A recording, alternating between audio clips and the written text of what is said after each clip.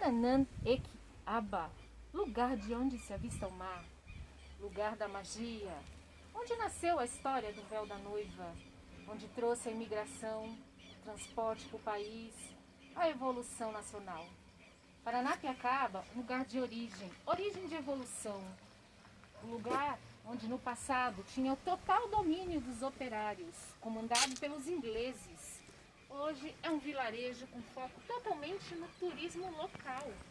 Em 2002, a vila é comprada pelo prefeito Celso Daniel, com a proposta aqui de sustentabilidade local.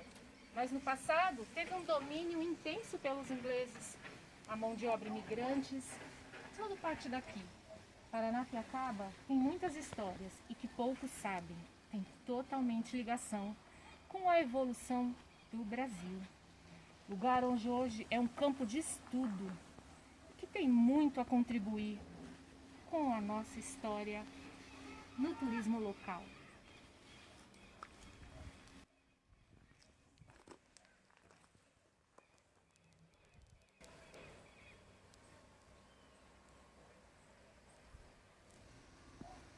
Paranapiacaba, olha só, mais um ponto.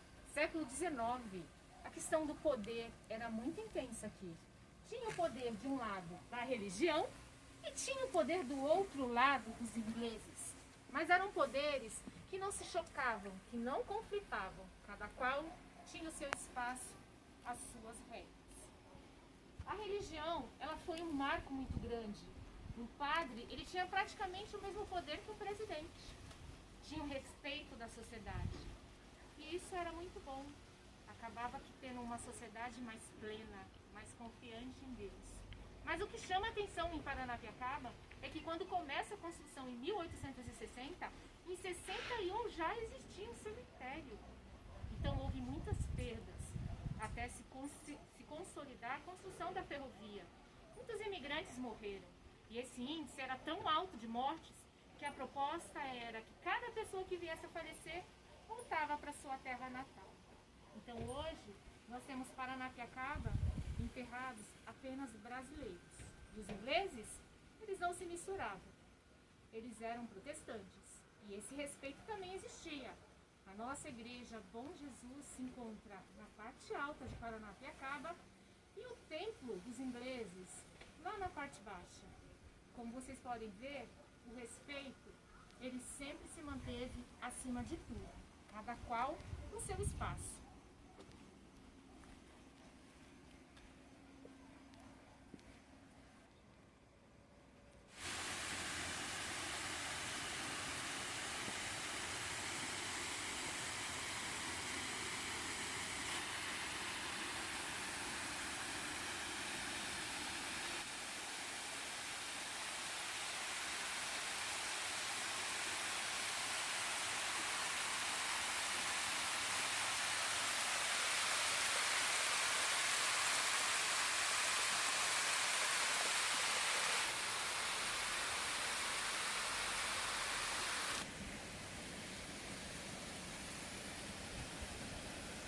O carregamento de cargas no passado ele funcionava de forma manual, era em lombos de mulas. E isso acabava não trazendo tanto sucesso financeiro para o país. Eis que Irineu Evangelista de Souza, o Barão de Mauá, ele faz uma análise e descobre um sistema onde traria para o Brasil o progresso. Sistema totalmente funcional a partir das máquinas fixas que funcionavam a vapor. Na Inglaterra, o sistema já estava totalmente ativado. Então, Mauá começa a fazer análise o porquê no Brasil ainda estava num sistema feudal. Um sistema que não era muito agradável para a sociedade e só o império acabava tendo lucros em cima disso. Então, Mauá vai para fora do país e traz de lá a tecnologia, a mão de obra imigrantes, a máquina fixas a vapor e o capital.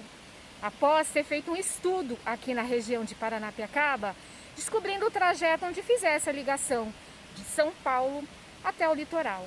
Claro, a proposta foi desafiadora, pois ele teria que vencer escarpas. Mas, mesmo assim, ele foi adiante desse desafio. Mauá tinha a seu favor a riqueza da água aqui na região, pois as máquinas que traria funcionariam a vapor. Diante do quadro, percebam a exuberância que nós temos aqui na região a partir de todo esse aquífero. Mais de 80 pontos de nascentes que se unem praticamente num sistema de bucha, onde acontecem várias vertentes. Essas águas elas se dividem aqui na região de Paranapiacaba com a proposta de, além na época, garantir o funcionamento do sistema, também o abastecimento de água da região.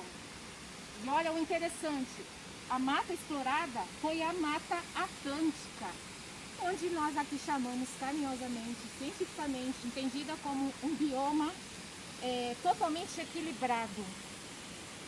A Mata Atlântica, ela garante aqui na região a nossa qualidade de vida. Essa qualidade, ela também tem o seu equilíbrio.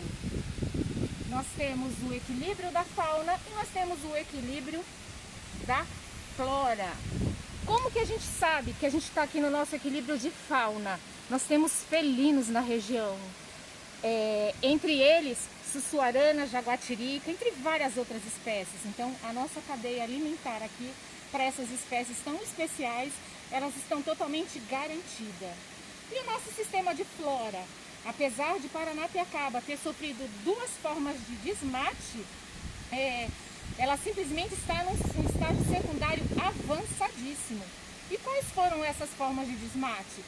A primeira, os ingleses eles tiveram que vir até aqui para poder construir, desmataram para poder implantar essa tecnologia surpreendente para a época. E além disso, depois da situação, acredito que todos saibam, nos anos 80 ocorreu a chuva ácida aqui na capital, vindas através de poluentes de Cubatão, acaba deteriorando grande parte da área. Com isso, a área ficou até um tempo sendo chamada de Serra Pelada, por conta da sua vegetação que tinha totalmente se acabado. O governo pensou, o governo agiu, através de um helicóptero sobrevoando na área, pequenas sementes dentro de gel foi espalhado na Mata Atlântica. E aí, hoje nós temos essa mata no estágio equilibrado. Hoje, a área é muito utilizada para um sistema de conhecimento. Acontece aqui em Paranapiacaba o estudo pedagógico. Esse estudo, ele acaba envolvendo várias instituições, universitários, estudantes, entre outros. A ideia é a prática da interpretação ambiental na região. Essa prática, ela é muito rica, porque ela mostra para as crianças, ela envolve essas crianças, adultos e idosos, uma vivência na mata. E não é apenas uma vivência na mata, simplesmente é o ato, a ação de estar aqui entendendo a importância da preservação ambiental. Hoje, o país acaba acontecendo várias intervenções antrópicas e essas intervenções acabam influenciando no nosso ar, na nossa água. E qual que é a preocupação? Qual foi a preocupação quando é fundado o Parque Natural Municipal Nascente de Paranapiacaba? É garantir para gerações futuras. E com isso, é feito um trabalho aqui entre nós, monitores ambientais, esse trabalho de interpretação ambiental.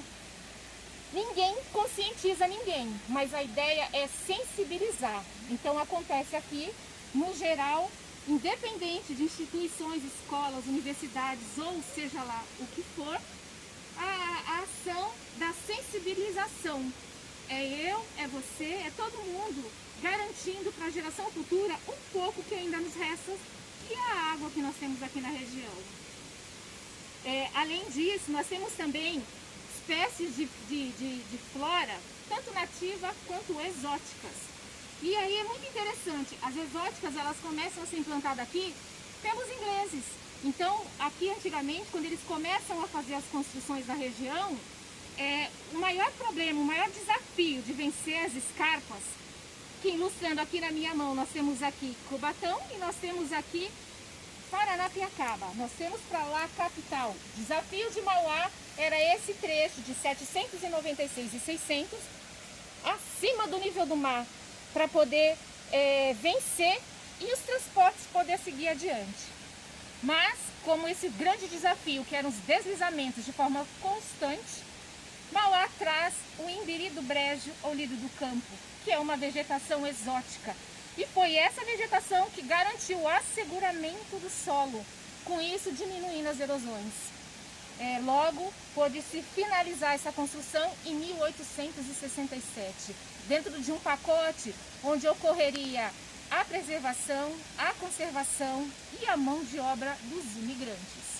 Imigrantes esse que hoje garantiu e garante ainda a miscigenação na capital de São Paulo. Então, se hoje nós temos diversas culturas na região, entre portugueses, espanhóis, italianos e austríacos, foi graças à possibilidade dessa construção de ferrovia aqui na região.